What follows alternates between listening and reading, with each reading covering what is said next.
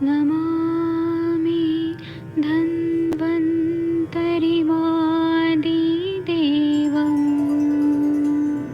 सुरासुरैर्वन्दितपादपद्मम् लोके जरारुभयमृत्युनाशम् दातारमीशं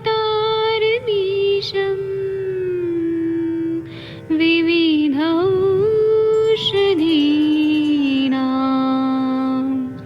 शङ्खं चक्रं जलौकां दधतं मृतघटं चारुतोर्भिश्चतुर्भिः सूक्ष्मस्वच्छादिरुद्यम् शुकपरिविलसन् मौलिमम्भोजनेत्रं कालाम्बोदोज्ज्वलाङ्गं कटितटविलसत् चारुपीताम्बराढ्यं वन्दे धन्वन्तरिन्तं निखिलगदमिव प्रौढदावाग्निनीलम्।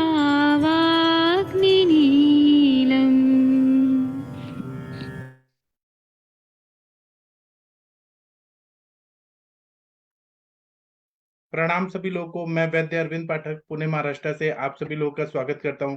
सभी लोगों को कोटि कोटि प्रणाम करता हूं। आइए आज हम लोग एक नया विषय पे बात करेंगे। आप सबके सब भारत के सर्वश्रेष्ठ चिकित्सक हैं। एक मिनट बस रुक जाइए। आज हम लोग एक ऐसे विषय पे बात करेंगे जिस पे बहुत कम बात किया जाता है। हमें कॉलेजेस में वात पित्त कफ तो पढ़ाया जाता है, दोष धातु मल तो पढ़ाया जाता है, लेकिन जब प्रैक्टिस करने की बारी आती है तो वो हमें ऐसे ही छोड़ दिया जाता है कि आप लोग खुद अपना अपना देखो। तो हम लोग बहुत कंफ्यूज हो जाते हैं कि क्या करना है क्या नहीं करना है, कैसे प्रैक्टिस करना है। हर बीएमएस करने के बाद बच्चे कंफ्यूज रहते हैं कि प्रैक्टिस करें कि एमडी करें, फिर शादी ब्याह करें, घर परिवार को संभालें। ये बहुत सारा कंफ्यूजन रहता है। तो इस पर हम लोग चर्चा करेंगे। मैं कुछ बात बताऊंगा, उसके बाद में आप लोग भी अपना अपना अनुभव, अपना अपना जो भी है वो आप लोग जरूर बताइएगा। तो अभी सबसे पहले तो आज के जमाने में बीएमएस का पढ़ाई जो है बहुत ही महंगा है। आप लोग को मालूम है बहुत कॉस्टली है बीएमएस का पढ़ाई। तो अपने घर वालों की अपेक्षा रहती है कि जैसे ही हमने बीएमएस किया हमारा अर्निंग शुरू हो जाए, क्योंकि अगर हमारे क्लासमेट्स हैं साथ में और उन्होंने इंजीनियरिंग किया है ना, इंजीनियरिंग बीटेक का डिग्री ले लिया और उनका जॉब लग जाता है, और अपना बीएमएस वाले जो हैं वो वात पित्त कफ दोष धातु मल संस्कृत पढ़ना इतना, और उसके बाद में और फिर एक मन में ये भी रहता है कि हम तो एमबीबीएस नहीं है, हम तो बीएमएस हैं। प्रैक्टिस चलेगा कि नहीं चलेगा, पेशेंट हमारे आएंगे कि नहीं आएंगे।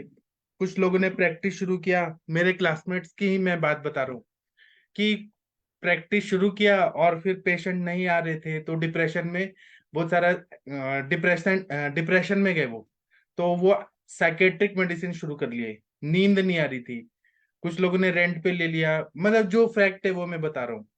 तो इसका फिर एनालिसिस किया मैंने, मतलब मैंने भी किया और भी लोगों ने किया।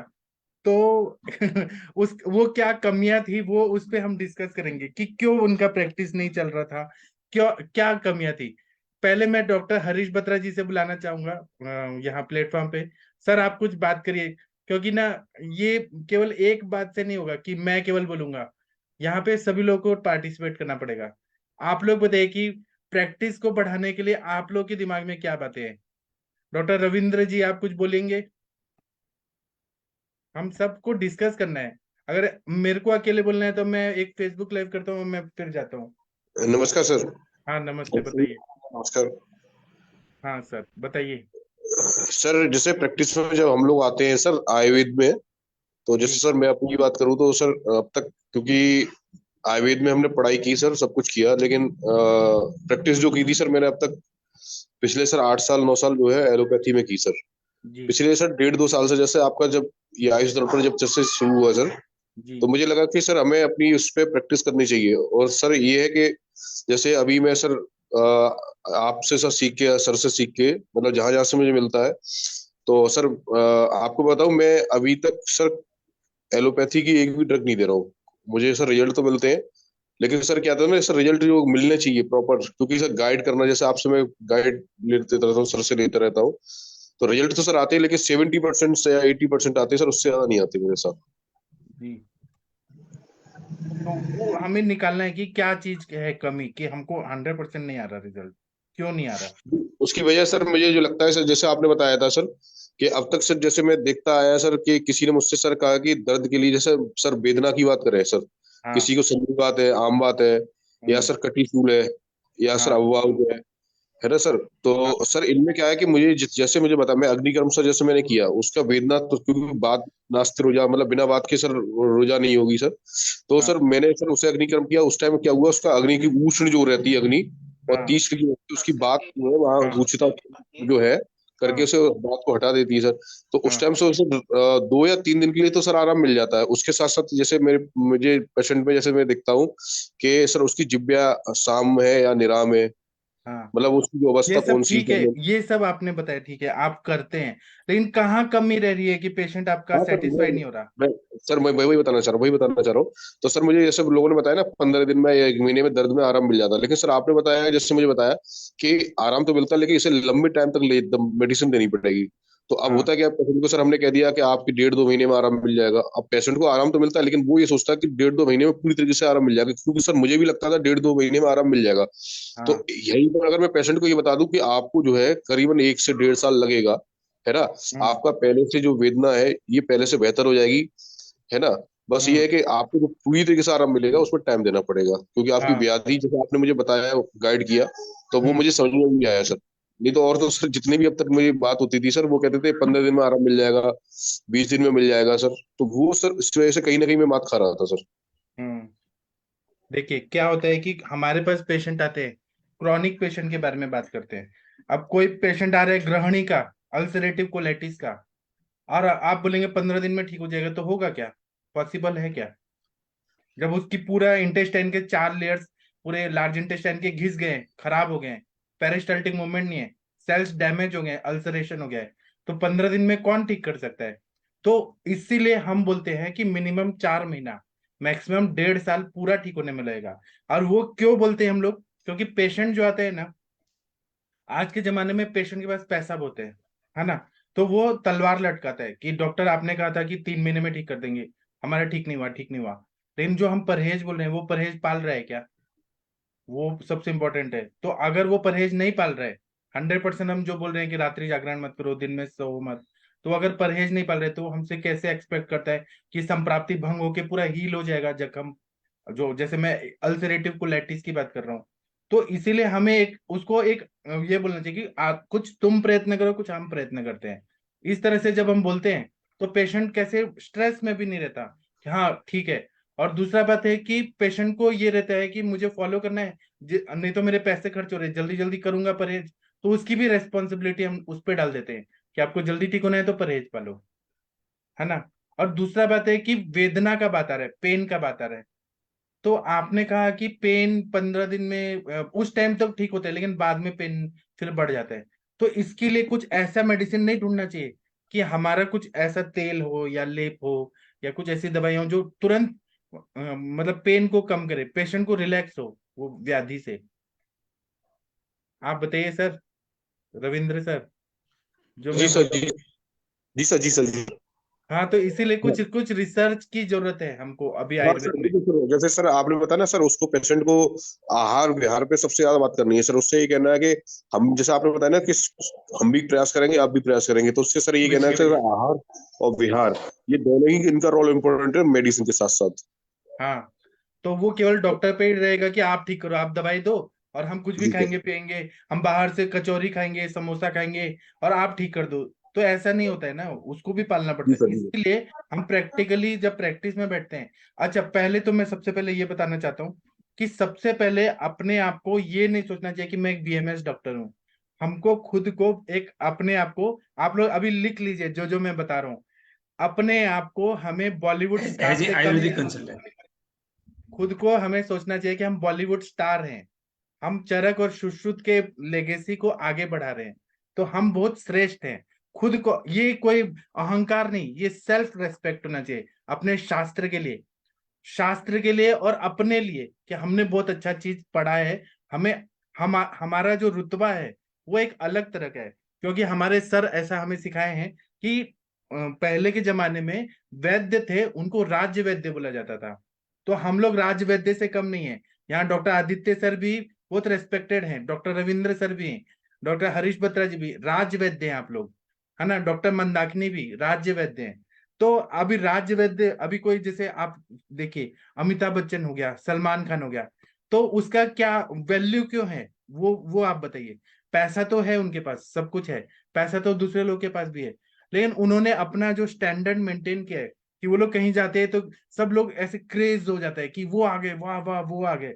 ऐसे ही डॉक्टर लोग को भी, आयुर्वेदिक चिकित्सक को भी वैसा, एक तो ड्रेस अच्छा पहनना चाहिए, साफ सुथरा रहना चाहिए, क्लिनिक हमारा साफ रहना चाहिए, हमारी वाणी अच्छी रहनी चाहिए, जब भी हम पेशेंट से बात करें तो ऐसा लगना चाहिए पवित्रता हमारी बातों में, हमारे विचारों में, हर चीज में जो डॉक्टर और पेशेंट का रिलेशनशिप है वो अच्छा होना चाहिए। दूसरा, जब पेशेंट हमसे अपनी बात बोलता है तो हमें अपना विद्वत्ता नहीं उस पर थोपना है कि हम ही ग्रेट हैं और तुम बेवकूफ हो, बिल्कुल नहीं।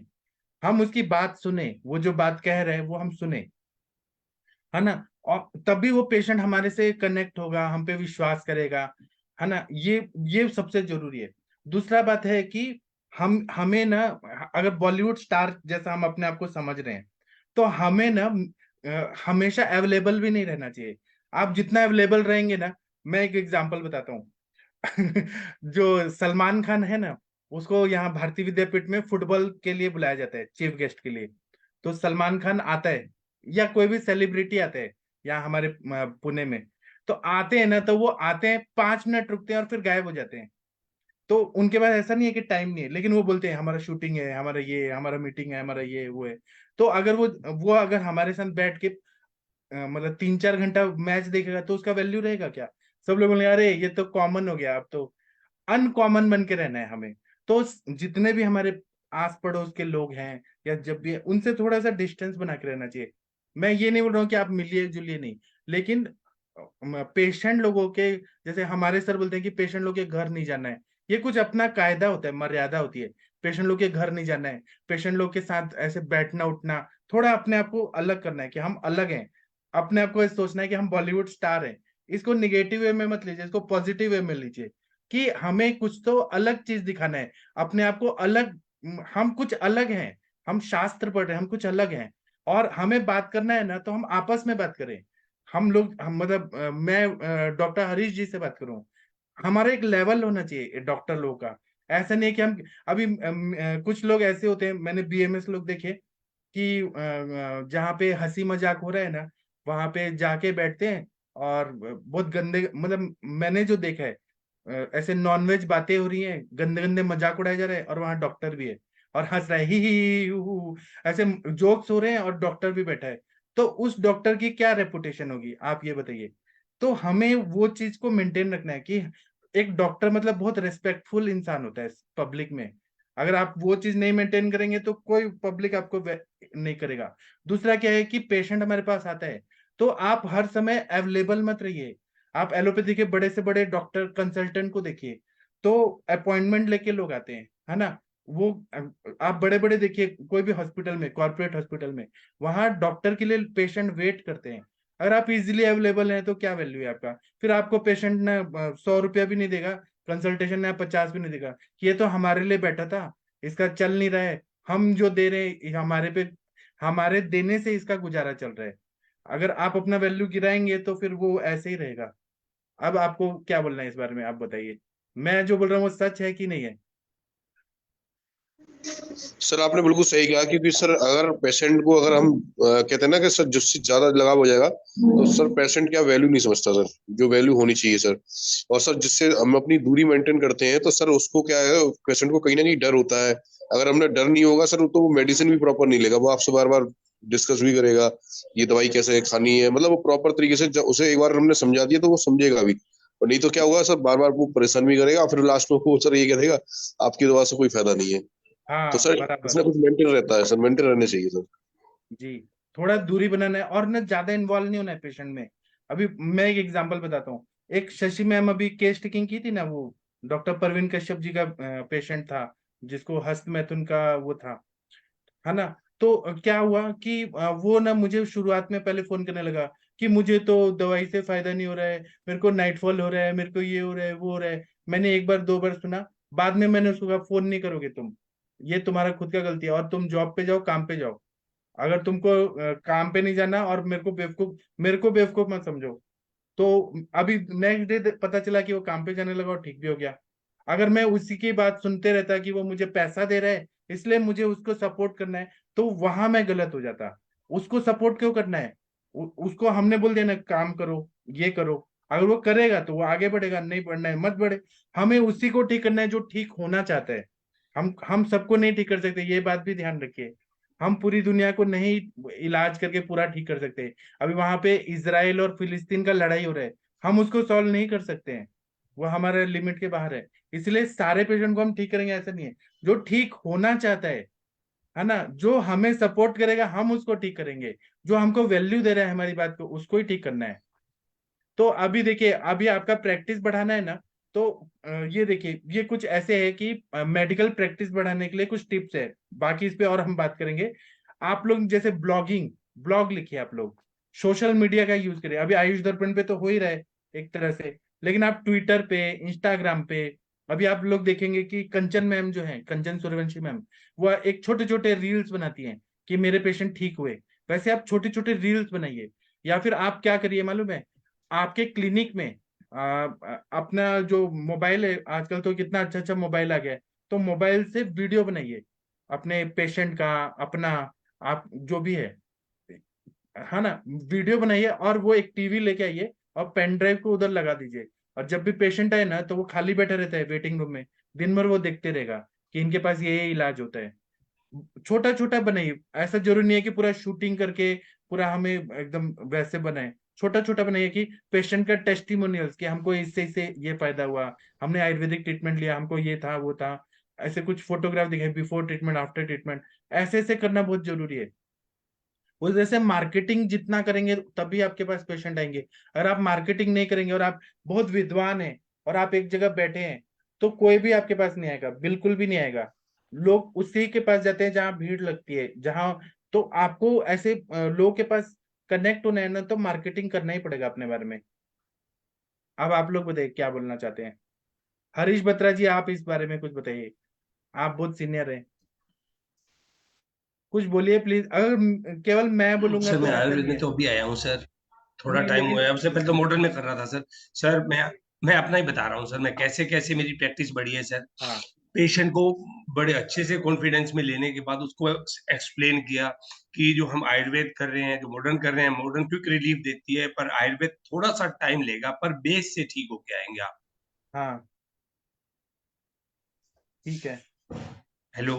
हाँ जी, बोल रहे हैं आप, बोलिए सर। और उनके कुछ, हाँ सर, कुछ मैंने ड्रॉबैक बताए। सपोज अगर हम एलोपैथी में पेन किलर ज्यादा लंबे टाइम तक ले जाते हैं तो किडनी पे हाँ इफेक्ट डालती हैं, तो हमें इन हाँ सब चीजों से बचने के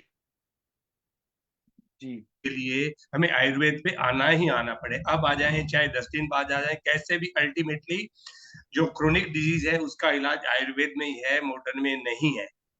जी एक उनको स्टीरॉइड से बचने के लिए बोलते हैं, जैसे सर रोमेटिक अर्थराइटिस वाले पेशेंटों में वो स्टीरॉइड ज्यादा यूज करते हैं, तो जी उनके ड्रॉबैक समझाता हूँ कि इनके ड्रॉबैक ये हैं, तो इसलिए इन चीजों से बचना चाहिए। सर मैं तो इस तरह से एक्सप्लेन करके धीरे धीरे मैं अपनी जी प्रैक्टिस को आयुर्वेद की तरफ ले आया हूँ सर। जी। दूसरा बात है, मुझे ये बोलना है, आप लोगों को कुछ बुरा लगेगा, मैं कुछ कुछ बात बोलूंगा, कि आप लोगों ने देखा होगा कि बहुत सारे वैद्य लोग जो है ना, वो अपने आप को बेस्ट प्रूफ करने का कोशिश करते हैं। तो क्या करेंगे कि केस पेपर लेंगे और डिटेल में केस टेकिंग करेंगे, 2 घंटा 3 घंटा, एक ही पेशेंट को 3 घंटा पकाएंगे। ये गलत बात है। हमें पिन पॉइंटेड केस टेकिंग करना है। हमारा कॉन्सेप्ट खुद क्लियर होना चाहिए कि हमें क्या क्वेश्चन पूछना है। अगर आप 3 घंटा पेशेंट का केस टेकिंग करेंगे, एक बार करेंगे, 2 बार करेंगे, उससे बाद गप्पे लगाएंगे, तो वो पेशेंट जो है ना इरिटेट हो जाएगा। वो बोलेगा अरे ये इनके पास जाओ तो पकाता है बहुत, ये बहुत पकाती है। इस तरह से हमें नहीं करना है कि हमें ना, भले वो 5 मिनट का केस टेकिंग हो, लेकिन वो अच्छा होना चाहिए और परफेक्ट होना चाहिए। हमें संप्राप्ति समझ है, बाकी हम बाद में अगले बार, दूसरे बार, तीसरे बार देखें ना। पेशेंट को इरिटेट नहीं करना है, और इतना भी शॉर्ट नहीं होना चाहिए कि हम गए, पेशेंट आया, देखा और जाओ। ऐसा भी नहीं होना चाहिए, फिर पेशेंट बोलेगा कि इसने पैसे भी ले लिए, चेक भी नहीं किया, ना नाड़ी देखा, ना बात पूछा, ना कुछ किया और भगा दिया। ऐसा भी नहीं होना चाहिए। हर समय मध्यम मार्ग अपनाना है हमें, मतलब। और हर पेशेंट का प्रकृति अलग होता है। कोई पेशेंट दुख में रहता है, कुछ पेशेंट शौक से आते हैं आयुर्वेद के पास, मतलब दिखावे के लिए कि हम आयुर्वेद इलाज कर रहे हैं। कुछ टेस्ट करने के लिए आते हैं कि फायदा हो रहा है कि नहीं हो रहा है, डॉक्टर को चेक करने के लिए आते हैं। अलग अलग तरह के लोग रहते हैं, तो अलग अलग तरह के हिसाब से अलग अलग चिकित्सा करना चाहिए। आप लोग बताइए इस पे, मैं सही बोल रहा हूँ कि नहीं? आपको क्या लगता है मैं जो बोल रहा हूँ? मंदाकिनी मैम, आपको क्या लग रहा है, मैं सही बोल रहा हूँ क्या? जी सर, बहुत सही बोल रहे हैं आप, क्योंकि हम अगर अपनी प्राइवेट प्रैक्टिस में बैठते भी हैं तो भी हमें इतना टाइम नहीं लेना चाहिए। और मोस्टली क्या होता है कि हम अगर कहीं सर्विस दे रहे हैं और वहां से हमें अगर मोटिवेट करना है लोगों को आयुर्वेद की तरफ, तो उसमें हमें टाइम कम मिलता है क्योंकि भीड़ बहुत लगी होती है। उतने ही सेलेक्टिव टाइम में हमें इस तरह से क्वेश्चन पूछ करके आहार विहार मानसिक और जो भी आपको लगता है कि है, तो वो उस 5 से 10 मिनट के अंदर लिख लेना चाहिए। जैसे मैं करती हूँ, लिख करके उनको मैं दिखा देती हूँ कि ये सारी चीजें आपकी तरफ से गलत हो रही थी, इसे बंद करना होगा। तो वो फिर नेक्स्ट टाइम से उसे खुद समझ में आ जाता है कि हाँ, अकॉर्डिंग टू आयुर्वेद ऐसा है। तो सर आप ये बहुत सही बोल रहे हैं कि टाइम मैनेजमेंट हमारे लिए बहुत जरूरी होता है। बहुत अच्छे से इस बात को आप मैं मानती हूँ। जी, एक और बात, अगर मैंने अभी आप लोग को ये बोला कि हमें बॉलीवुड स्टार समझना चाहिए, हाँ ठीक है, हमें बॉलीवुड स्टार समझना चाहिए, लेकिन हमें ऐसे इतना शो ऑफ नहीं करना चाहिए जो आयुर्वेद वालों का ये जो बोलेंगे कि सबसे वीक पॉइंट है। आप कभी भी बड़े बड़े सेमिनार्स में जाइए, नेशनल सेमिनार्स, इंटरनेशनल सेमिनार्स, वहां पे एक कोई आएगा बहुत बड़ा डॉक्टर, और वो बोलेगा कि मैंने ये किया, वो किया, चमत्कार किया, अरे मेरे जैसा चमत्कारी बाबा तो कोई भी नहीं है, मैंने ये किया, वो किया। ऐसा नहीं करना चाहिए, ये बहुत गलत बात है। फिर लोग आपको बाबा समझे कि डॉक्टर समझे, ये बात है। तो कभी भी चमत्कार हमने किया ऐसा नहीं बोलना चाहिए, उनको बोलना चाहिए कि देखिए हमारे आयुर्वेद में ये चीजें लिखी हैं, ऐसा ऐसा परहेज पालने से ये ठीक होगा व्याधि, ऐसा नहीं पालने से बढ़ जाएगा। अगर आपको सर्दी, किसी को सर्दी जुकाम है और उसने दही खाया, अमरूद खाया, फल खाए, फल फ्रूट खाए और पानी पिया, तो उसका कफ बढ़ेगा, दिन में सोएगा तो बढ़ेगा। तो हमें चमत्कार नहीं करना है कि हमने कुछ पारा का चीज दे दिया और वो पेशेंट ने खाया और वो ठीक हो गया। पेशेंट कभी ठीक नहीं होता है, वो फिर उसको टेम्पररी फायदा होगा लेकिन वो ठीक नहीं होगा। मिथ्या आहार विहार करने से बीमार फिर पड़ेगा। आपके सामने पे वो आपका बहुत अच्छा बोलेगा कि अरे क्या डॉक्टर है, लेकिन पीछे जाके वो बुराई करेगा कि डॉक्टर के पास गए थे, ये तो बाबा टाइप रहता है। मेरे कुछ क्लासमेट ऐसे ही करते हैं कि हमारे पास पेशेंट आया, ऐसा सब बीमारी था, मैंने उसको कुछ दवाई दिया, नाम भी नहीं बताते हैं, कुछ नहीं बताते हैं, और क्या चमत्कार हो गया, आओ हमारे पास आओ। ऐसा नहीं आते हैं पेशेंट, फिर कभी नहीं आते हैं। हम एक साधारण इंसान है, इंसान की तरह ही हम, और डॉक्टर की तरह ही हमें इलाज करना है उनको। चमत्कारी बाबा नहीं हम लोग, ब्लैक मैजिक नहीं करते हम लोग। आप इस पे कुछ बोलिए, शशि मैम आप कुछ बोलेंगी इस टॉपिक पे? नलिनी मैम कुछ बोलिए, आदित्य सर आप बोलिए कुछ। सर टैबलेट्स के हाँ सर, नाम आपने बताने सब चाहिए कि सारी सही पेशेंट बातें को। बताई। एक एक करके बोलिए, पहले कौन बोलेगा? सर मैं बोलता हूँ। हाँ सर बोलिए। ट्रैवलिंग कर रहा था सर। एक तो पहली चीज का, टैबलेट के नाम मेरे ख्याल से इसलिए नहीं बताने चाहिए, भले लिख दो, क्योंकि बहुत ज्यादा हेट्रोजेनिसिटी है। कौन बनाता है, कैसा बनाता है, वो आगे वहां जाके फिर वो कुछ ऐसे खरीद ले जो सबसे कॉमनली अवेलेबल नहीं करती। ये मेरा सजेशन है। और नाम सर जो आपने बोला बिल्कुल सही बोला कि भगवान भगवान की भी वैल्यू इसलिए होती है कि क्योंकि वो अवेलेबल नहीं है। अगर वो अवेलेबल होने लगे तो कोई विश्वनाथ के दर्शन ही न करने लगे। तो जितना क्वालिटी टाइम दे तो पेशेंट भी होश पूर्वक देखता है।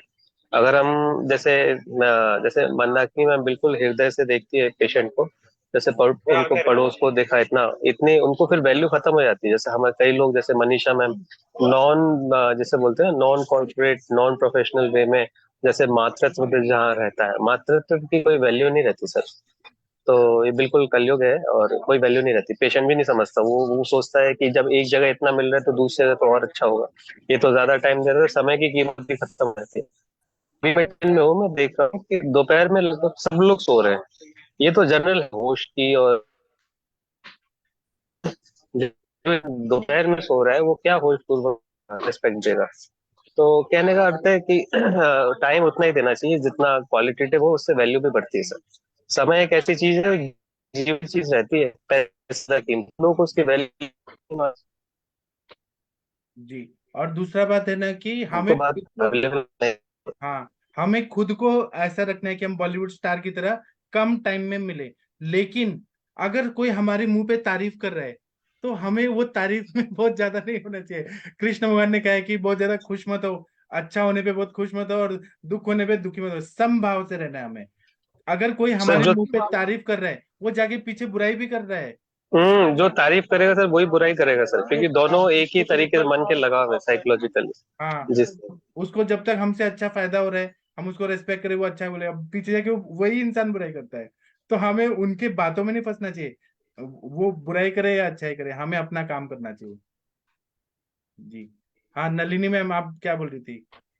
कुछ नहीं सर, यही बोल रही थी कि मतलब पेशेंट को डिटेल्स पूरे नहीं देने चाहिए कि दवाइयों की क्या नाम है, क्या अब वो कंटेंट्स है। अपना अपना ये बिजनेस स्ट्रैटेजी होता है, वो तो बिजनेस हाँ, की बात आ गया कि आप नाम बताना चाहती हैं कि नहीं बताना चाहती हैं। नहीं कुछ होते हैं कि अरे ये तो फिर नाम पता चल गए, फिर मिथ्या आर वी आर भी करेंगे और बाहर से खरीद के फिर फॉलो अप के लिए नहीं आते फिर कई पेशेंट। ये सजेशन है कि अगर पेशेंट पढ़ा लिखा है ना, जैसे आईटी ग्रेजुएट है, तब उसको बता देना चाहिए, लेकिन क्योंकि वो हाँ, तब वो समझने डिपेंड योग्य करेगा वो। रहता है, तब वो समझने योग्य इतना रहता है कि ये दवाइयाँ का मेक ये नहीं, सब लेकिन वो रस बनती हैं विद और बहुत विभाग कैसे डालेगा? हेट्रोजेनेसिटी है।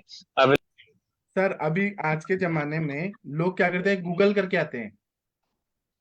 तो जो गूगल में डाला हुआ है, जो भी डेटा डाला हुआ है, वो तो सॉफ्टवेयर इंजीनियर ने डाला है, कहीं बैद्यनाथ डाबर का देख देख के डाला हुआ है।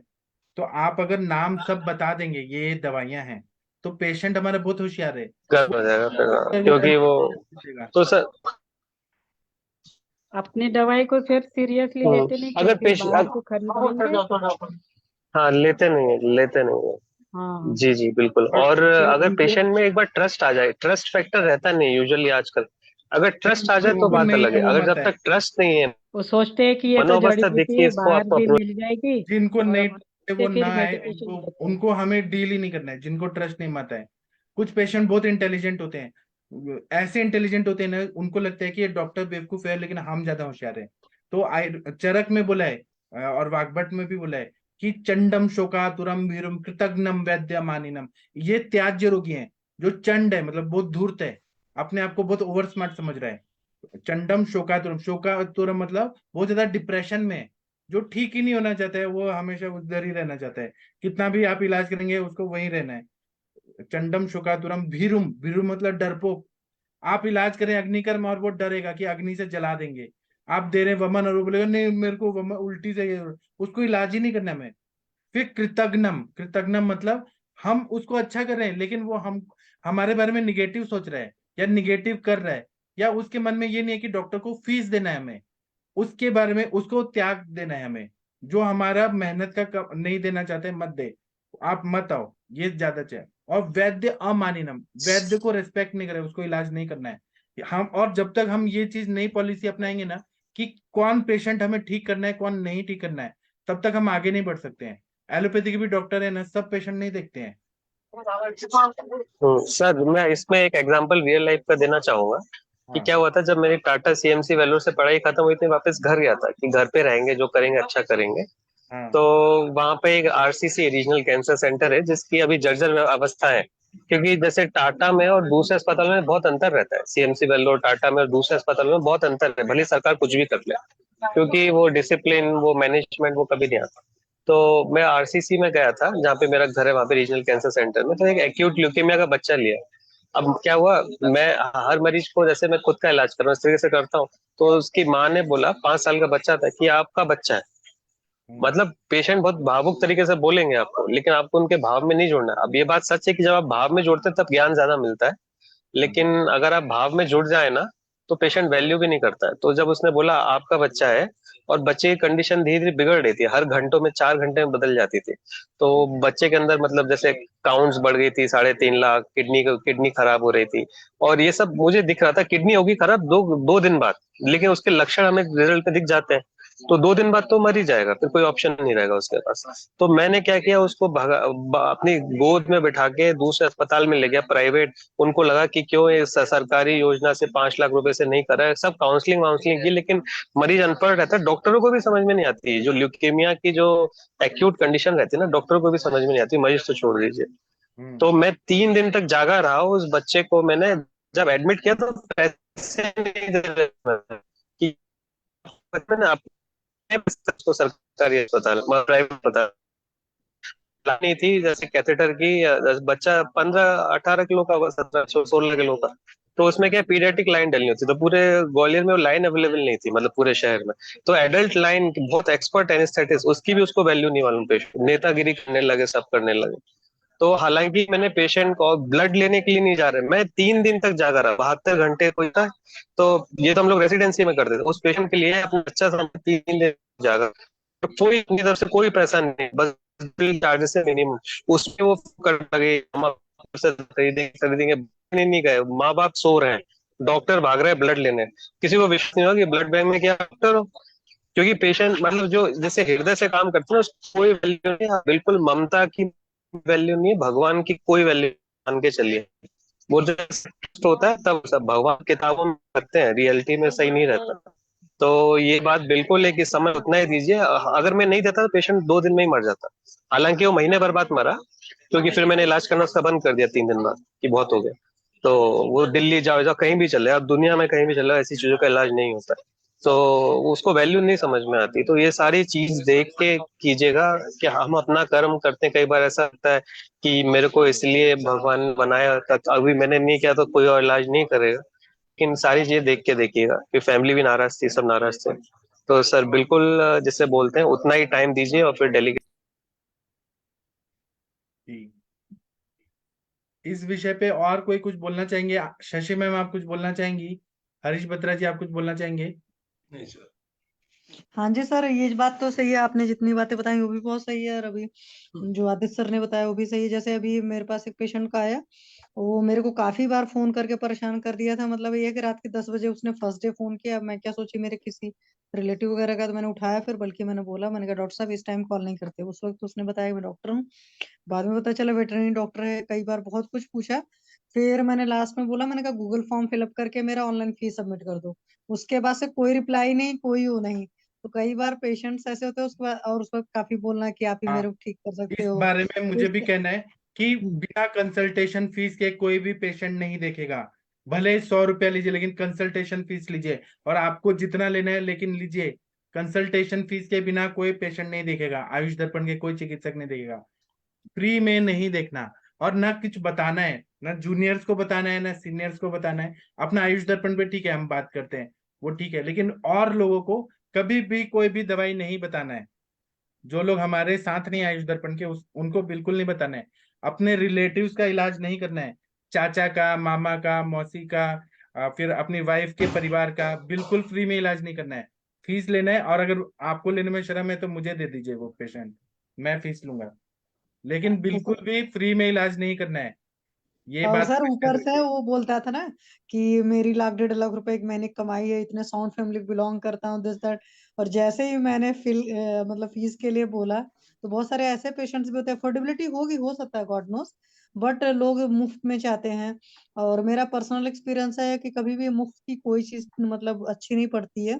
ना डॉक्टर के लिए अच्छी पड़ती है, ना पेशेंट के लिए अच्छी पड़ती है।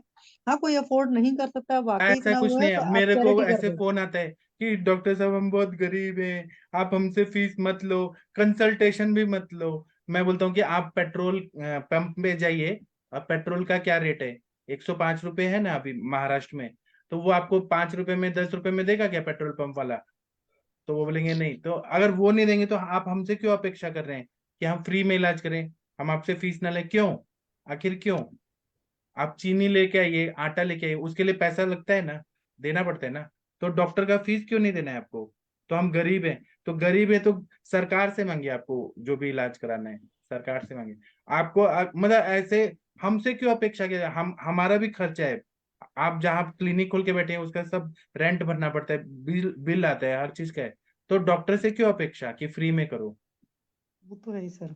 लूटना सर नहीं। डिस्काउंट पे भी बोलिए, सर डिस्काउंट पे भी बोलिए, मरीज बोलते हैं डिस्काउंट दे दो। डिस्काउंट दे दो तो हम बोलते हैं कि ठीक है हम डिस्काउंट देंगे, 7 दिन की दवाई हम 2 दिन का देंगे, आओ आप, डिस्काउंट मिलेगा। सही है सर। सर एक मेडिसिन के पॉइंट ऑफ व्यू बताओ सर, क्या बताऊं? डिस्पेंसिंग वाला सर। क्योंकि डिस्पेंसिंग वाला है कि आप पहले ये बताइए कि आप नाम बताना चाहते हैं कि नहीं बताना चाहते हैं दवाइयों का? हाँ जी सर, बताना चाहते हैं दवाइयों का नाम? मैं कुछ बोलूंगा तो इस पे कंट्रोवर्सी हो जाएगी, फिर मुझे फोन आएगी कि आपने तो ये बोला था, ऐसे करने से तो ये तो कितना बड़ा हंगामा हो गया। सर मैं ये सजेशन करूंगा कि आप जितना कम टाइम दे उतना अच्छा रहेगा। डिस्पेंसिंग के लिए आप इन्वॉल्व ना हो। डिस्पेंसिंग भले ही आप जानते हो आप कर सकते हो, आप किसी और के पास भेजे वो डिस्पेंस करे। क्या वैल्यू तभी रहती है जब समय नहीं रहता। मैं आपको एक उदाहरण देता हूँ। मुझे ईसीजी करना आता है, नहीं अल्ट्रासाउंड सर करना वो आता है, नहीं एक्सरे नहीं नहीं पढ़ना वो आता है, बात एक्सरे सर, करना वो आता है। नहीं नहीं तो सर, वो बात आपकी ठीक है, मैं उस पॉइंट से नहीं कह रहा हूँ सर। एक बार पेशेंट प्रिस्क्रिप्शन लेके जाता है ना, दोबारा आता ही नहीं है, वो तो बाहर से आप ले क्यों लेते देते हैं प्रिस्क्रिप्शन, क्यों देते हैं सर? हैं। पेशेंट को क्या दें तो सर, पेशेंट को वैसे भी नहीं आना है। उसको नहीं आना है, उसको नहीं आना है, वो टाइम पास के लिए आया था, आप मान के चलिए। प्रिस्क्रिप्शन ऐसे आप लिख बहुत के सारे मत पेशेंट दीजिए, आते हैं चाहे तो सर। आप बोल दीजिए, इसलिए कई लोगों ने कोडिंग भी करी। ऑनलाइन खरीद ले सर, ऑनलाइन खरीद लेते हैं। तो आप क्यों नाम बताते हैं सर, क्यों बताते हैं? तो उसका क्या प्रिस्क्रिप्शन का सर क्या काम करूँ भी नहीं सर? करती सर ऑनलाइन मैं डॉक्टर। प्रिस्क्रिप्शन देती ही नहीं हूँ। प्रिस्क्रिप्शन अपने पास रखती हूँ और उसके एब्रिवेशंस बना देती हूँ। जैसे चंद्रप्रभा वटी है तो सीपी लिख देती हूँ, आमवत वटी है तो एएमवी लिख देती हूँ, मैम गोक्षुरा सीपी दिग्विजय वटी है की तो मिल जाती है, सीपी वटी मिल जाती है, एबी वटी मिल जाती है, ऐसे लिख के भी दे दो ना तो भी मिल जाती है। तो बेटर रहेगा कि हम अपने हिसाब से अपने कोड्स बना करके डालें, ये ज्यादा अच्छा हाँ रहेगा। हाँ यही आजकल सोच तो रहा हूँ कॉमन मैं हो भी, गया। ऐसे ही करना चाहिए। प्रिस्क्रिप्शन अपने पास रखना चाहिए। अब जैसे रक्तपाचक है ना, तो हम अगर पूरा अगर रक्तपाचक विश्वास लिख देंगे तो मरीज को लगता है ये तो हमें पाचन नहीं खिलाने लग रही है, कुछ कर नहीं ही नहीं, नहीं है, तो उसको आरकेपी मैं लिख देते आरपी हैं लिखती हूँ, तो आरपी ठीक लिख है। देती हूँ। हाँ ऐसा करती हूँ मैं। ऐसा होता है। आप लोगों को मालूम है, मैं आयुष दर्पण पे पढ़ा रहा हूँ, तो मुझे रोज फोन आता है कि सर आपका स्वर्ण मालिनी वसंत हमने खाया, आपका लेक्चर देख के, तो हमने खाया तो हमको ये रिजल्ट नहीं आ रहा। आज तो एक मैसेज आया कि मैं नॉन मेडिको हूँ, आपका हम देखते हैं तो कुटस जो है बहुत अच्छा है और कुटकी भी अच्छा है, तो लीवर एंजाइम सबसे ज्यादा किसमें है? मैंने कहा मैं तुमको क्या बताऊं, तुम क्या डॉक्टर हो? तो बोलता है मुझे क्यूरियोसिटी है। मैंने कहा तुम एलोपैथी के डॉक्टर से बात करो, अगर वो तुमको बताते हैं तो मैं भी अपना सब बताऊंगा। तो शांत बैठ गया। और मैंने कहा मैं सबको ये बताता हूँ कि मेरे जो भी लेक्चर्स होते हैं वो आयुर्वेद के डॉक्टर्स के लिए होते हैं। कॉमन लोग अगर सुन रहे हैं देख रहे हैं तो वो मेरी जिम्मेदारी नहीं है कि वो खुद दवाई खा रहे हैं, मैंने नहीं लिखा उनके लिए और ना बताया है। वो खुद अपना जिम्मेदारी से खाएंगे या नहीं खाएंगे मुझे नहीं मालूम, क्योंकि आयुर्वेद में बताया है दुष्यम देश्यम कालम प्रकृति अनलम वयः। वो हम फैक्टर्स देके ही दवाई, और हम हेतु देखते हैं, संप्राप्ति देखते हैं, तब दवाई बताते हैं। और जिसको खाना है वो खाए, वो मेरी जिम्मेदारी नहीं है। इसीलिए मैं ये कोशिश करूंगा कि आप लोग प्रिस्क्रिप्शन ना दें, क्योंकि आपने जो हेतु और संप्राप्ति देख के दवाइयों के नाम डिसाइड किए हैं, वो पेशेंट थोड़ी ना उतना डिटेल में दूष्य देश अग्नि ये सब थोड़ी ना देख के वो खाएगा। सर पेशेंट को फिर क्या दें सर? पेशेंट जाएगा कुछ तो देना सर, उसको खाली मेडिसिन तो पकड़ा है। दीजिए आप, फिर आप मत कंप्लेन करिए, हम्म। फिर आप कंप्लेन मत करिए, आप जैसा चल रहा है वैसा चलने दीजिए। फिर कंप्लेन मत करिए कि पेशेंट नहीं आते हैं हमारे पास। सर कोड बना के दीजिए ना, वो कोड गूगल पे सर्च नहीं नहीं कर आप पाएंगे, क्यों दे, अगर आप उनको आप वकील क्यों दे रहे मारेंगे हैं? ना, ये गूगल बताइए, सर्च आप करके दे देखिए। क्यों रहे हैं? आप दे क्यों रहे हैं नहीं उनको? सर, जैसे उनका उनका एक वो है कि नहीं मुझे देना ही है, तो आप सर कोडिंग बना के यहाँ दे दीजिए। सर यहाँ ट्रेंड है ऐसा, तो क्या करूं सर, आप तो बताओ। आपको ट्रेंड बदलना है ना सर, कि डॉक्टर हरीश बत्रा जी जो शुरू से इलाज देते करते आ हैं, रहे हैं ना सर, पहले मॉडर्न से थे, अब आयुर्वेद। तो आप बोलिए ना कि मैं प्रिस्क्रिप्शन नहीं दूंगा, लेना है तो लो नहीं तो जाओ। हाँ सर की भी दवाई आती है तो कहाँ लिखा आता है उसमें कौन सी बटी है, क्या हाँ, इंग्रेडिएंट्स हैं। मेरा दवाई आता है मंदाकिनी में, हम कभी देखा है मेरे दवाई में नाम लिखा रहता है क्या कभी? हाँ नहीं लिखा रहता, और मतलब आइडेंटिफाई करना मुश्किल हो जाता है अगर कोई दवाई मिक्स हो गई तो। हाँ, कितने बार मेरे को लोग बोलते हैं कि एक ही दवाई डाला है क्या 5 पैकेट में। नहीं, ये सारी चीज है ना, ये प्रैक्टिस करते करते आएगी, नए नए प्रैक्टिस में तो नहीं आएगी। अगर आप तो प्रिस्क्रिप्शन सर लिख के फिर मेरे को देना थोड़ा चाहते हैं लेना सर, पड़ेगा। आप इतना ईमानदारी से सब करना चाहते हैं, फिर कंप्लेंट नहीं करिए कि क्या है ना, फिर कंप्लेंट नहीं होना चाहिए आपके मन में। पेशेंट फिर आपको लात मारे या कुछ भी करे या खुद दवाई ले ले, फिर आपके मन में कंप्लेंट नहीं होना चाहिए। आपने जो अरे रात सर में प्रिस्क्रिप्शन दे दिया, ऑनलाइन लेके किडनी विडनी खराब करके हमारा नाम लगा देते हैं सर, ये भी हाँ होता है। नहीं नहीं हाँ सर, मैं एक बात कहना चाहूंगी कि अगर हमने प्रिस्क्रिप्शन नहीं देनी है तो हम डिजीज वाइज उसको डूज एंड डोंट्स जो है ना उस डिजीज के अकॉर्डिंग, आहार विहार में क्या पथ्य है, क्या नहीं लेना, क्या लेना, वो लिख के हम उसका दे सकते हैं उसको। प्रिस्क्रिप्शन नहीं दें, लेकिन हाँ, ये चीज देंगे तो वो भी एक तरह डाइट चार्ट हो गया ना उसके वो लिए कि तो ये देना खाना ही है है। हमें, वो तो हर वैद्य हाँ जी। देता है, वो तो देना ही हाँ चाहिए। जी। लेकिन हम दवाई का नाम क्यों बताएं, क्यों, हाँ जी। हाँ जी। कहाँ लिखा है रूल ऐसा।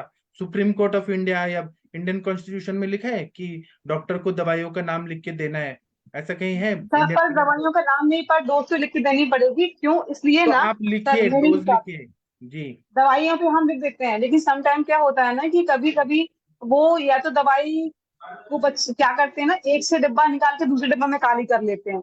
उसके बाद उन्हें खुद ही पता याद नहीं रहता है कि कौन सी दवाई उन्होंने खाई थी, क्या थी। तो सम टाइम सर शुरू शुरू में जब नया पेशेंट, तब तो ऐसा करना ही पड़ेगा, बाद में वो भी अभ्यस्त हो जाता है और हमें भी रहता है कि इसमें आना ही आना है। और तो हर कोई शॉर्ट पेशेंट, शॉर्ट फॉर्म लिख सकते हैं ना मैम, शॉर्ट फॉर्म में लिख सकते हैं।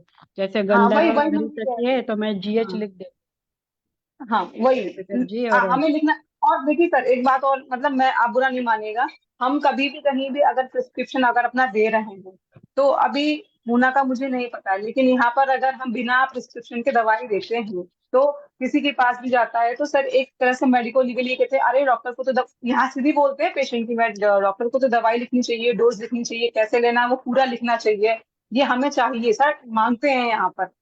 तो ये हमारी जिम्मेदारी बन जाती है कि रात में खाना है कि इतना लिखने के बावजूद, इतना बताने के बावजूद भी उन्हें याद नहीं रहता है। फिर तो हम जब फिर वो फोन करते हैं कि हमें नहीं समझ में आ रहा, तो हम बोलते हैं कि आप कुछ पढ़िए सर, उसमें मैं हिंदी में लिखती हूँ, इंग्लिश में मैंने लिखना बंद कर दिया, तो हिंदी में प्रॉपर लिखती हूँ नहीं कब तो कब कब। आप दवाइयों का नाम जो है वो आप संस्कृत में इतना पढ़े हैं, अष्टांग हृदय में रोज पढ़ते हाँ हैं, तो उसका अपना नाम नहीं बना सकते हैं दवाइयों का। हाँ बिल्कुल बना सकते हैं, जैसे कोटक्कल वाले हैं, पाचकम चिल चिल बिलवाती अभी अब चिल बताया ना सर, अब आप बात, अब ये बात बताइए सर आपने। अभी जैसे मंजिष्ठा का पर्याय नाम क्या है, जिंगी। फिर और कितने सारे पर्याय नाम है उस नाम से। पुणे में तो ऐसे ही करते हैं, वो नाम बदल देते हैं। लेकिन मेडिको लीगली सर हमें लिख के देना ही पड़ेगा, अदरवाइज मेडिको पेशेंट, लीगली है तो मेडिको लीगली है पेशेंट ऐसा। कंप्लेन करने अच्छा आप ये बताइए, लगेगा। मेडिको लीगली बात करिए ना, ये कहीं है कि डिस्पेंस जो शॉपकीपर कर रहा है वो मेडिको लीगली है क्या। नहीं नहीं नहीं। पंसारी की लेकिन दुकान हम वाला जैसे दवाई दे वैद्य रहा है। हैं ना सर, हम सब जैसे वैद्य हैं ना, हम जो अपनी दवा बना के दे रहे हैं वो हम नहीं मेंशन कर सकते हैं, क्योंकि इसमें बहुत सारे लेकिन जो दवा चंपावटी है, सीपी बटी है, ये तो हमें मेंशन करनी ही पड़ेगी। लेकिन जो हम खुद से चूरन चारण का मिक्स बना के दे रहे हैं, उसका हम एक अलग से नाम, अब जैसे अश्मरी हर को आज के साथ में हम कुछ दे रहे हैं, तो आप उसको कुछ भी करके लिख करके ऐसे दे सकते हो, पर आप पूरे इंग्रीडिएंट्स थोड़ा लिख के दोगे उसको आप। तो जहां पे जिस चीज की जरूरत है, तो सर आपकी जो से आप नहीं बोलते हो कि जहां पे जैसा काल है वैसा उस हिसाब से काम करना हाँ, चाहिए, अब तो कोई आपने जरूरी मुझसे थोड़ी ना दवाइयों के एकदम सारी नाम दवाइयों के पूछे। नाम लिख दें, सारी आपके दवाइयों के नाम नहीं लिखेंगे। सुनिए, आपने जब अपना बेटी को ठीक किया तो आपने दवाइयों के नाम पूछे, तो मैंने दवाइयों के नाम बताए ना, जहाँ जरूरत है वो मुझे बताना पड़ता है। लेकिन मैं सभी को थोड़ी ना लिख के दूंगा, सभी को सब थोड़ी ना सही बताऊंगा। सर। हाँ चूरन जो हम बना रहे हैं उसके तो नहीं, आपको सर आप बना करके दे सकते हो सर, हरीश सर। लेकिन जो आपकी दवाइयां हैं, आप उसमें एक दो गोला मार जाओ, इतना क्वेश्चन कौन सा ध्यान से पढ़ ही रहा है कि ये। नहीं वो ध्यान से भी पढ़े, वो पेशेंट गूगल करता है, और जो गूगल में डालते हैं जो लोग वो डॉक्टर नहीं है, वो ध्यान में रखे। तो जो हम लोग जो रस, वीर्य, विपाक, प्रभाव ये पढ़ते हैं, और वो भी कोई द्रव्य रस से काम करता है, कोई वीर्य से काम करता है, कोई प्रभाव से काम, कोई विपाक से काम करता है। ये चीज कहाँ गूगल पे लिखा है कोई भी चीज के बारे में। नहीं लिखा। हाँ तो लेकिन बेटर यही रहेगा सर हम लोग के लिए कि हम लोग जो हमारे हैं, इसीलिए आप मुझे लगता है कि हम आयुष पेपर पे यही सीखते हैं कि ये वाले चूरन रखो, इसको इससे मिला करके इससे इससे बना के दो। उदयाल ना सकाळी इसीलिए फोकस यही दिया जाता है आयुष दर्पण पे। उदयाल हमेशा हम लोग प्रोपरेटिव मेडिसिन के लिए यहाँ पे कोई बोलता या नहीं है म्हटलं उद्या, है ना सर या म्हटलं नलिनी, अरविंद सर। हाँ बराबर, हम इसीलिए ना प्रोप्राइटरी यहाँ पे मेडिसिन नहीं की बोलते बात नहीं प्रोपरेटिव करते कभी। मेडिसिन के लिए, इसीलिए और हम लोग देखिए, चूरन के नाम लिखते हैं। देखिए हाँ सब हर चीज का ये होना चाहिए कि अभी आयुर्वेद में बहुत चीज छुपाया गया, अपने लोगों को ही नहीं बताया गया, कास्ट की वजह से या ईगो की वजह से, वो भी नहीं होना चाहिए। कहीं पर भी अति नहीं होना चाहिए कि हम सब चीज छुपा रहे हैं। जहां जो जरूरत पड़ रहा है, हमें पेशेंट से भी वफादार रहना है। अगर पेशेंट मांग रहे हैं हमें कि आप बताइए, तो हम उसको बोल सकते हैं ना कि आप 7 दिन दवाई खाइए, 7 दिन के बाद आपको फायदा होगा तो हम दवाइयों का नाम बताएंगे आपको, और ये दवाइयां कैसे काम करें वो भी बताएंगे हम। अगर अच्छा पेशेंट है तो हम उसको दवाइयों का नाम बता सकते हैं, ऐसा कुछ नहीं है। लेकिन हम हर पेशेंट को दवाइयों का नाम बताएंगे तो वो हमारे पास क्यों, मतलब वो फेथफुल क्यों रहेगा हमारे लिए? हम अच्छे पेशेंट को बताएंगे ना, नाम सब बताएंगे हम। सर ये जो आपने रसवीर, विपाक, प्रभाव और सर हाँ एक उदाहरण बताएंगे?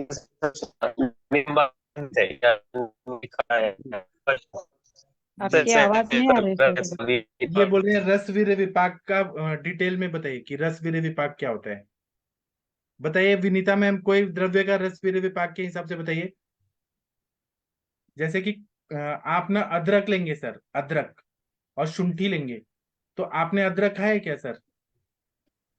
शुंठी है, कटु कटु उष्ण है, और वो कटु हाँ। कटु कटु मधुर है उसका। एक्चुअली मधुर विपाक है, शुंठी का उष्ण वीर्य है। हम्म। तो वो तीनों तरफ से त्रिदोष शामक हो जाती तो है सर। क्या वो सर को बताइए, मुझे नहीं, सर को बताइए। सर जैसे अदरक अगर लेते हैं सर नॉर्मली तो काफी देखो, रस बीर विपाक का मतलब जैसे कुछ चीजें ऐसी हैं कि नॉर्मली वो गर्म है तो उनका विपाक जो होता है कटु होता है, पर कुछ चीजों के साथ में उल्टा भी होता है, तो अलग अलग तरीके से काम करती है। कभी कोई भी ड्रग है या कोई भी औषधि या हर्ब है, तो हो सकता है कोई अपने रस से काम करे। मतलब उसका जैसे आपने मान लो आंवला खाया, तो आंवले का सिंपल सा है कि खट्टा मेन अम्ल रस होता है, उसके अलावा और भी रस होता है, तो अपने अम्ल रस से काम कर रहा है। शशि मैम, हालांकि हाँ मेरे को लगता है शायद आदित्य सर ऐसे पूछना चाह रहे हैं, आप ऐसे समझाते ना जैसे हम आंवले को लेते हैं तो सर, उसको आप हम खाते समझाओ, हैं, वो सर हमारा आप रस हो समझाओ, गया। आप समझाओ, आप इस समझाओ। तरह से नहीं, आप समझाओ शशि मैम। फिर उसके बाद जो मेटाबॉलिक प्रोसेस होता है उसमें जो विपाक उसका मधुर हो जाता है, ऐसे समझाओ इनको। नहीं, मैं वो चीज नहीं समझा रही हूँ, मैं ये चीज समझा रही हूँ। देखो, कोई चीज अपने रस से जो वो काम करती क्वेश्चन है। पूछ रहे हैं अब वो जैसे बताइए आप ना लोग मैम। मीठा खाते हैं आप जो तो बोल रही हैं, मेरे आप हिसाब से आदित्य सर ये, सर समझाएंगे, चलो छोड़ो। आप सर ऐसे आप समझाओ सर। आप ऐसी बात बोल रहे हैं जो आदित्य सर को समझ नहीं आएगा। आप उनको बोलेंगे कोई रस से काम करता है, वीर्य से, उनको क्या समझ आएगा? क्या है रस, विपाक क्या है, वीर्य क्या है, क्या है ये? वो तो बताइए कि सर तो विपाक कोई यानी सुनिए, पचना। अभी विनीता मैम बोलेंगी। विनीता मैम क्या बोल रही है, बताइए। रस क्या होता है, वीर्य आदित्य क्या होता है, सर, विपाक क्या होता है, जैसे बताइए। रस तो वो है जो हमें टेस्ट होता है, जो जिह्वा में लगता है, जैसे अम्ल रस हो गया, कटु हो गया, तिक्त हो गया, कषाय हो गया, जो हमें जिह्वा में महसूस होता है वो रस होता है। गुण उसका दोषों के हिसाब से होता है कि वो कफ शामक है, पित्त शामक है, वात शामक है। ये तो हो गया गुण। वीर्य जो उसके बाद पचने के बाद वो उष्ण वीर्य है या शीत वीर्य, मतलब शरीर में जाके गर्मी करता है या ठंडक करता है, ये हो गया वीर्य। विपाक जो होता है वो जब पचने के बाद जो उसका रस हो जाता है वो उसका विपाक होता है। जैसे फाइनल विपाक, फाइनल रस मधुर बन अम्ल लवण का मधुर विपाक होता है, तिक्त कटु कषाय का उष्ण विपाक होता है ना, इस तरह से। तो विपाक, उसके अलावा एक और चीज होती है प्रभाव। प्रभाव जो मतलब कुछ औषधियां जो होती हैं वो रस के अकॉर्डिंग काम करती हैं, कुछ होती हैं गुण के अकॉर्डिंग काम करती हैं, कुछ वीर्य कुछ विपाक से काम करती हैं। जैसे अदरक और शुंठी में विपाक में फर्क होता है। अदरक का विपाक जो होता है वो कटु उष्ण होता है। होता है, और शुंठी का विपाक कटु होता है अदरक का, और शुंठी का मधुर होता है। और कुछ औषधियां होती हैं जो प्रभाव से काम करती हैं, मतलब उनका रस अलग होगा, गुण वीर्य विपाक तो सेम होगा, लेकिन उनका जो प्रभाव होता है, जो इफेक्ट होता है, जैसे मतलब दो औषधियां, उनके रस गुण वीर्य विपाक सेम है, लेकिन एक औषधि जो हमें है हमारी बॉडी में है वो निद्रा लाने का काम करेगी लेकिन दूसरा नहीं करेगी, तो इसको बोलते हैं प्रभाव। तो ये रस गुण वीर्य विपाक के अलावा जो इफेक्ट होता है किसी औषधि का वो प्रभाव होता है। ठीक है सर। सर मैं बताने की कोशिश करूं सर। जी आप बताइए सर। आदित्य सर, आपको कुछ समझ आया? कुछ समझ आया? हाँ हाँ, बहुत बहुत अच्छा। वो जैसे चांद की तरफ उंगलियां इशारा करती है, समझ में आ रहा है सर थोड़ा थोड़ा। हाँ, रविंद्र सर का सुनिए। सर बताइए आप। सर जैसे रस जो होता है सर, जो हमने अन्न खाया सर, तो सर जो उसकी नहीं है मतलब मधुर अवस्था, यानी कि खाने के बाद सर जो उसका मतलब जो कफ बना पार्ट सर, वो तो उसका रस होगा। उसका सर जो गृहिणी में जाके सर जो बनता है सर, वो हमारा क्या होता है सर, विपाक। अब सर विपाक जो है, जैसे हम बात करते हैं सर कि किसी, जैसे सर हमारे पास हरितकी है, हरितकी सर उसका जो विपाक है सर वो कटु है, उसका बीर जो है सर वो ऊसड़ है सर। हेलो। जी सर, जी सर, जी सर, जी सर, समझ पा या रहा फिर जैसे अम्ल की है सर, तो, आवाज आ रही सर? हूँ। जी सर, आ रही है, आवाज आ रही है। हाँ, जैसे बीर सर क्या आता है, जैसे शीत बीर है या ऊस बीर है। अब उसमें सर बीर में क्या रहता है सर, विपाक जो है या तो उसकी मधुर अवस्था होगी सर या कटु अवस्था होती होगी सर। तो सर जैसे हमारी यष्टि मधु है सर, तो उसका जो रस जो रहता है सर वो तो सर मधुर रहता है सर। और सर विपाक जो होता है उसका सर वो कटु अवस्था में आता है। चलिए हम इस पे अच्छा, तो सर लेक्चर विपाक यानी हम अनुपान के साथ हम विपाक बदल जी सर। बिल्कुल नहीं बदल सर सकते हैं, बिल्कुल नहीं बदल सकते हैं। सर जैसे हम सर आंवले की सर जैसे यूज करते हैं ना सर, तो वो सर वैसे तो सर उसका रस जो है सर मधुर रहेगा, विपाक सर उसका कटु रहेगा सर, उसी हिसाब से उसका जो है सर कहते हैं ना सर, जब बात पित्त कफ सर वो उसी के अकॉर्डिंग सर वो बदलते हैं सर। सर सर हाँ, सर विपाक का मतलब होता है विशिष्ट पाक, मतलब वि- विशिष्ट रूप से जब उसका पाचन होता है तो उसके बाद जो रस बनेगा ना वो विपाक होता है। और वो परमानेंट होता है, वो उसको ना परमानेंट होता अनुपान है, से उसको बदल बदल सकते नहीं हैं ना सकते। किसी से, वो परमानेंट बनता है। अच्छा, और सर अच्छा रस अच्छा, ये अच्छा। नहीं बदला, किसी होते हैं औषधि का सर रस भी मतलब नहीं बदला जा सकता, मतलब जो सर। मेन उसका रस है, जैसे आंवला है, अम्ल रसात्मक है, तो हम उसका रस नहीं बदल सकते हैं। अच्छा, जैसे मैं एक उदाहरण दूंगा, इसको हम किन शब्दों में डालेंगे। जैसे सपोज आंवला है, अगर हमने उनका काढ़ा पिया तो वो जैसे थोड़ा कटु जैसा रहता है जब पचता है, वैसे तो मधुर रहता है, कटु रहता है। लेकिन अगर उसी काढ़े में हम अगर मधु मिला दें तो फिर क्या है, वो अलग तरीके से शरीर में बर्ताव करता है। आप तो उसको केमिकली देख रहे हैं कि उसको केमिकली उसको डाल के ये करके वो कर दिया, ऐसा नहीं होता है। आप जो बोल रहे हैं ना वो गलत बात बोल रहे हैं, मतलब उसको हम द्रव्य गुण नहीं बोलेंगे, वनस्पति अगर हम पढ़ रहे हैं उस हिसाब से सोचो। सर जी सर, हाँ, सर बोलिए बोलिए। सर मैं दीक्षा बोल रही हूँ, मतलब डॉक्टर शैलजा की बेटी। मैं हाँ, ट्राई करूँ एक बार? जरूर आप करिए। हाँ जी। मतलब ना रस, चार पांच चीजें हैं: रस, गुण, वीर्य, विपाक और प्रभाव। रस होता है आपका टेस्ट, मतलब कोई चीज आपने खाई वो आपको मीठी लगी तो वो मधुर रस हो गया, खट्टी हुई तो अम्ल हो गया, नमकीन है तो वो लवण रस होता है। ऐसे कट्टू, तिक्त कषाय, कट्टू मिर्च वाली, तिक्त कड़वी, और कषाय जो होती है वो एस्ट्रिंजेंट चीजें जो होती हैं वो उसमें आ जाती हैं। मतलब उसका चीज का टेस्ट क्या है, वो रस हो जाएगा। वीर्य होता है, मतलब जैसे दो वीर्य होते हैं, उष्ण और शीत, मतलब हॉट और कोल्ड। उस चीज की पोटेंसी कैसी है, जैसे हम गरम मसाला लेते हैं तो उसको हम कहते हैं कि गरम चीज है, या कोई भी ड्राई फ्रूट्स हो गए गरम चीज है। गूंद कतीरा हम ठंडा लेते हैं तो शीत है, तो ये हॉट और कोल्ड उसकी पोटेंसी होती है। उसके बाद गुण है, गुण होते हैं मतलब उसकी क्वालिटीज क्या है उस द्रव्य की, कि वो मतलब गुरु है, हैवी है पचने में, या लघु है तो लाइट है, स्निग्ध है मतलब कि थोड़ा ऑयली जो है वो है, रुक्ष है तो वो ड्राइनेस लाएगा। ऐसे अलग अलग तरह के गुण बताए गए उस द्रव्य का क्या गुण है। उसके बाद आता है विपाक। विपाक जो लास्ट स्टेज, मतलब कि उसकी पूरी डाइजेशन होगी उस द्रव्य की, तो उसका लास्ट स्टेज, तीन विपाक है: मधुर, अम्ल और कटु। तो वो मतलब थोड़ा डिटेल होगी, पर उसमें मतलब उसका एंड रिजल्ट आपकी बॉडी पे क्या असर होगा वो उसका विपाक हो जाएगा। और प्रभाव मतलब होता है, जैसे हम किसी व्यक्ति का भी कहते हैं कि इसका ये प्रभाव है, मतलब इसका प्रभाव ही है कि उसके गुण कोई और हो, रस, वीर्य, विपाक कुछ भी हो, उसका विशिष्ट कर्म है, उसने वो करना ही करना है, वो उसका प्रभाव हो जाएगा। कि विरेचन के लिए जो गुण होने चाहिए वो चाहे उस औषधि भी नहीं है, मतलब लूज मोशन लाने के लिए जो गुण होने चाहिए वो उस औषधि में चाहे नहीं है, पर उसका प्रभाव है तो वो करेगी। उसका कोई एक्सप्लेनेशन नहीं है पर वो उसका काम है तो वो करेगी। बराबर। आदित्य सर, आपको स्क्रीन पे जो दिख रहा है वो पढ़िए आप, रस, वीर्य, विपाक और प्रभाव का डेफिनेशन। आदित्य सर, आपको। जी सर। हाँ, रस का मतलब क्या सर, होता है? सर रस का मतलब होता है कि जैसे जो सिक्रीटरी फॉर्म जैसा, जो जिह्वा पे जो रस, जैसे जो आप इंग्लिश कुछ में पढ़िए ना, इंग्लिश में पढ़ के उसका मीनिंग जी बोलिए, सर, आपको क्या समझ आया? जी जी सर, जी सर। रस यानी the taste associated with secretion in the mouth. तो जब वो रस फॉर्म में बदलेगा, जब लिक्विड फॉर्म में बदलेगा, तो किस तरह का वो टेस्ट मिलेगा। वीर यानी इफेक्ट ऑफ अग्नि, मतलब जब वो हमारे अग्नि के साथ जुड़ के जो किस तरह से बॉडी पे इफेक्ट देता है, क्या उष्ण रहता है कि शीत रहता है, उष्ण वीर्य की शीत वीर्य। विपाक यानी जब उसका पाचन हुआ है तो उसके बाद एंड रिजल्ट क्या रहता है, it affects excreta and the धातु। तो धातु पे किस तरह का उसका इफेक्ट रहेगा, मतलब कूलिंग इफेक्ट रहेगा कि भस्मक इफेक्ट रहेगा कि किस तरह का इफेक्ट रहेगा। और प्रभाव dynamic explained by the logic of rasa, वीर्य and जैसे कि ज्योतिषमती है, ज्योतिषमती का काम क्या है, मेध। थोड़ा प्रभाव थोड़ा समझने। जी, ज्योतिषमती का काम क्या है, जी वो अपना मेध्य कार्य करता है ना। तो ये कुछ कुछ ऐसी चीजें होती है जो प्रभाव से काम करती है, कुछ रस से करती है, कुछ वीर्य विपाक। और ये बेसिक डेफिनेशन पे हम लोग, बेसिक प्रिंसिपल पे हम लोग एक लेक्चर करेंगे, फिर आप लोग को और अच्छे से हम बता पाएंगे। ठीक है, हरीश बत्रा जी, आपको आज का सेशन कैसा लगा सर? अच्छा है सर, जी यही तो डिमांड थी सर आज सबकी।